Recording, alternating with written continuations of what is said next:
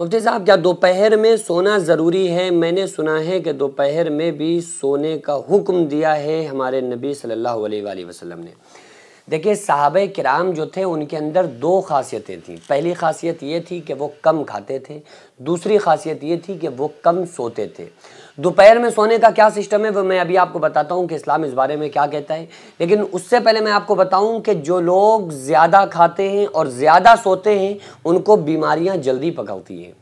एक मर्तबा एक बादशाह ने मदीने के अंदर दो हकीमों को भेजा कि जाकर रसूलुल्लाह सल्लल्लाहु अलैहि वसल्लम के जो असहाब हैं उनका फ्री में इलाज किया जाए। वो हकीम आकर बैठ गए। 1 दिन 2 दिन 3 दिन 15 दिन हो गए, 2 महीने गुजर गए, एको मरीज़ नहीं आया।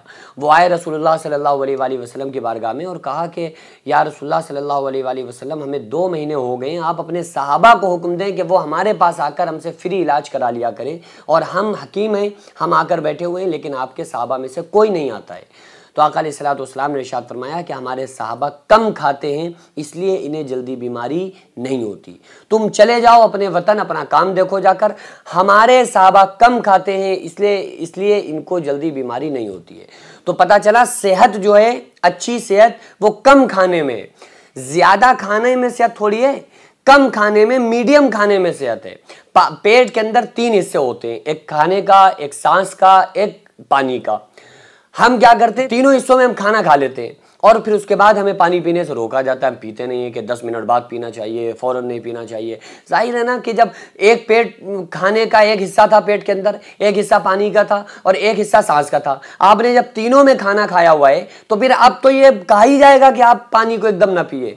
लेकिन अगर आपने एक हिस्सा लिमिट भर खाना खाया है, एक हिस्से में खाना खाया है, तो दूसरा हिस्सा आपका पानी वाला खाली, आप खूब पानी पियो जितना आप पी सकते हो, मीडियम।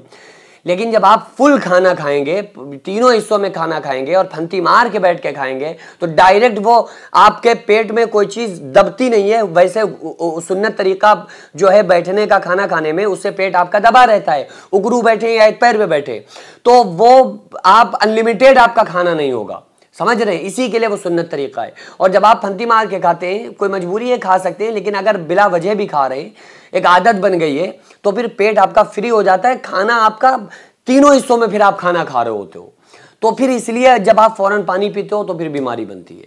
तो इसी के लिए सुन्नत को फॉलो करने में बड़ा सवाब भी है और बहुत बड़ा फ़ायदा भी है कि बड़ी बड़ी बीमारियों से अल्लाह ताला हमको बचाता है। दोपहर में खाना खाने के बाद आराम करना चाहिए। दोपहर में आपने खाना खाया, उसके बाद जितना मैसर हो आप थोड़ी देर लेटकर आराम करें। ये नहीं कि आप सो गए तो घोड़े बेच के। अगर आजकल तो ये है कि अगर इंसान दोपहर में सोता नहीं है तो सोता नहीं है, सोता है तो फिर उठता नहीं है, सो गया तो फिर खो गया। तो इसलिए सोने से बचे, बस थोड़ी देर आराम कर ले, क़याम मतलब कैलूला करे। कैलूला करने से उसका सुन्नत उस पर उसकी अदा हो जाएगी और उसे उस पर सवाब भी मिलेगा।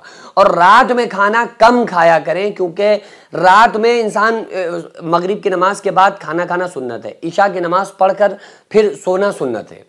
तो इशा की नमाज से पहले इंसान को खाना खा लेना चाहिए, ताकि वो जो नमाज पढ़ेगा तो वो थोड़ा बहुत चलेगा, झुकेगा, उठेगा, नमाज पढ़ेगा, तो उससे उसका खाना जो होगा वो हजम हो जाएगा। तो वो खाना बाइसे रहमत बनेगा, वो बाइसे बीमारी नहीं बनेगा। क्योंकि आपने ऐसे ही खाया, और बाज़ लोग इशाबाद खाना खाते हैं, इशाबाद उन्होंने खाना खाया, खा के सो गए, तो फिर वो वैसे ही सो गए, सुबह वैसे ही वो खाना पेट के अंदर रखा हुआ होता है, हजम तो होता ही नहीं है।